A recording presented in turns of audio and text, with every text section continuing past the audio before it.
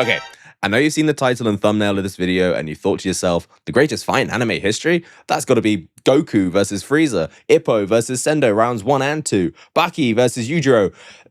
Probably not that last pick. I mean, Baki versus Yujiro isn't even the best fight in the series, but never mind. But anyway, you are wrong. It's Yusuke versus Chu during the Dark Tournament in YuYu Hakusho, and here's why. You thought I was done talking about YuYu Hakusho? Buddy, I could do this all day. If you happen to be watching this video and you have no idea what I'm talking about regarding YuYu Hakusho, first of all, what's wrong with you? Go watch it right now. And secondly, here's a very quick recap. The series protagonist is Yusuke Urameshi. He dies in the first chapter and episode, comes back to life as a spirit detective, does some demon hunting for the underworld, makes some allies, 2 human and 2 demon, gains lots of attention from other demons, especially this guy, and the team are all forced to compete in the Dark Tournament. Told you it'd be quick. Anyway, now that we're caught up, the build up to this epic showdown is relatively short. There are the preliminary battles which take place on the boat journey to Hanging Neck Island, which is basically an excuse for our protagonists to aura farm and show off how powerful they are compared to these grunts. Then after this, we're introduced to 2 members of Team Rokuyokai, Zero and Rinku, who are going to be Team Urameshi's first opponents. They do some smack talking and some aura farming of their own, and Team Urameshi have the rest of the night to relax. I'm going to say Urameshi a lot in this video. On the day of Team Urameshi's first set of fights, Yusuke is still sleeping and has been since they got on the boat. Important note about the tournament, the captains decide the rules of each fight beforehand, and for the first fight they decide it will be a series of 1v1s. A real man's way to fight as put by Kuwabara. But we then get to 3 battles with a real focus on tactics, spiritual power and techniques, trickery, and whatever else individuals can use to win. Kuwabara loses to Rinku via a ring out, Kurama turns his enemy into a deadly flower garden, and Hiei goes so far overboard he turns what we assume to be the strongest member of Team Rokuyokai into a smouldering stain on the wall. With the score at 2-1 to Team Urameshi, a couple members of Team Rokuyokai try to run away,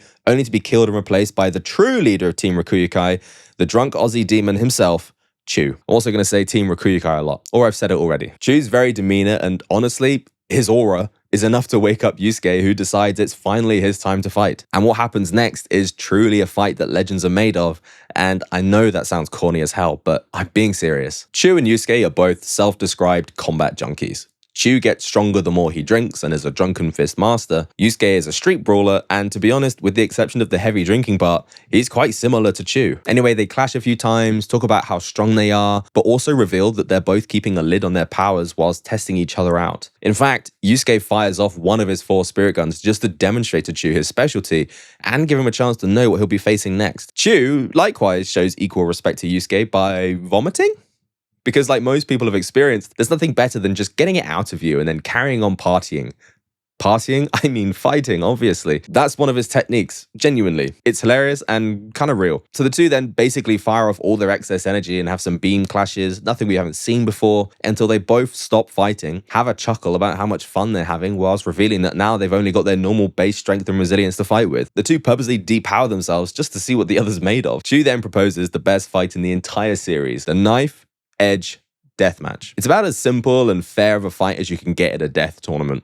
2 fighters stand in front of each other with a foot placed on the blade of a dagger that has been stuck into the ground behind them. The rules? First fighter to drop loses. It's just an all-out slugfest, brawl, last man standing show, and it's glorious. The anime adds in this great setup to the fight where both fighters are ready to start this brawl, but for whatever reason, the committee decides they need to vote on this going ahead. So what we get is this really tense moment where Yusuke and Chu are facing off, ready to go as the votes are coming in. The anticipation just swells and swells and swells until they're given the go-ahead, and then it begins. And what we get is almost a full episode of 2 guys just punching each other over and over and over, and then over and over and over again. And it's still somehow the best fight in the whole series. Now, up until this point, we've had spirit guns, spirit swords, deadly plants, demon mosquitoes, evil eyes, fire dragons, and somehow coming back to basics, just 2 people slugging it out, is so simple and refreshing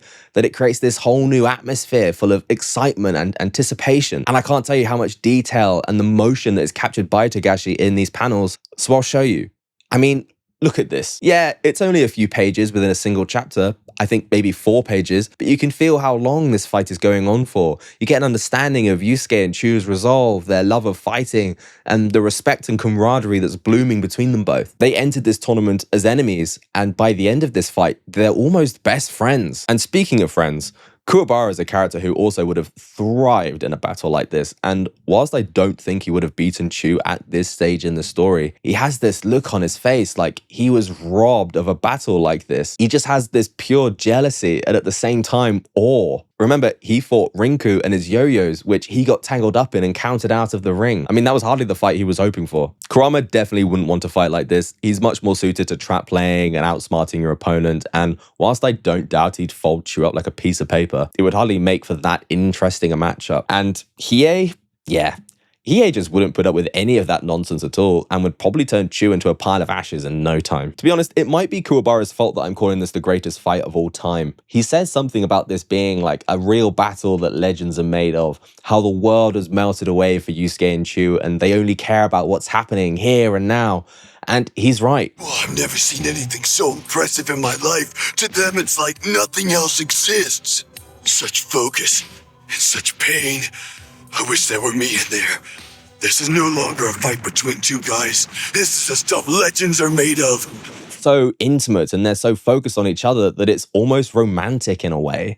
It's a dance between two fighters which no one can interfere in. The anime also goes to great lengths to emphasize how long this battle has gone on for. Every conversation between people in the audience and Team Urameshi, every observation has the sound of punches landing in the background. And whilst that's going on, the anime also takes some good narrative liberties with the original material. It has Keiko run down to the side of the ring crying, asking Kuwabara to step in and stop the fight because she can't stand to see Yusuke die, which is probably the only real reaction a normal person would have to seeing this. Sadly, the fight ends and with a clashing... The fight finally ends with a clashing of skulls and Chu slumps to the ground, happy, fulfilled, and knocked out clean. Rinku runs to tend to him, and Yusuke remarks that when Chu wakes up, to let him know that they should do this again sometime. It's a nice moment, especially when the audience starts booing Chu, and Yusuke furiously defends him whilst challenging every single audience member to a fight themselves. Shut up!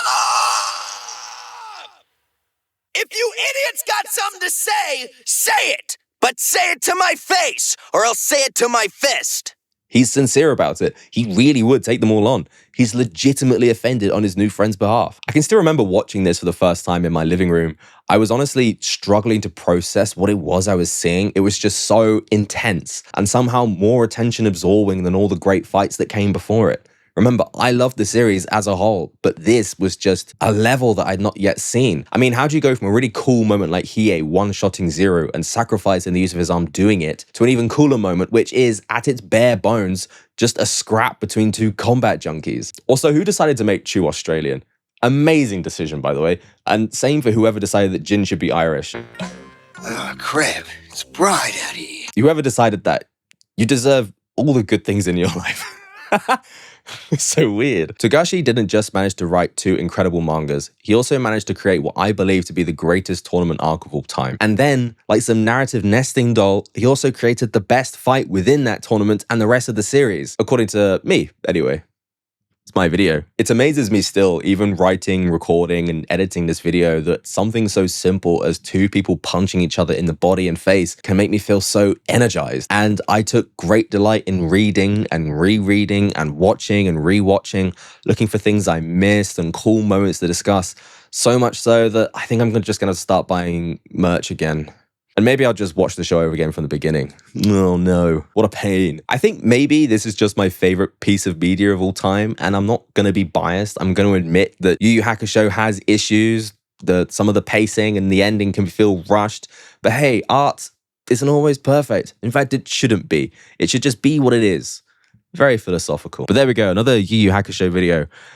What's left to cover? Probably a Hiei video and a Genkai video, and I think that covers then all the combat members of Team Urameshi, so look forward to those in the new year. Probably quite soon, actually. But yeah, don't forget to like and subscribe and hype. And I will catch you in the next one. Oh yeah, go check out my other Yu Yu Hakusho videos here. And this cheeky little Mob Psycho video about the Body Improvement Club and why they're all the greatest fitness nuts to have ever existed. Goodbye. Merry Christmas. Bye.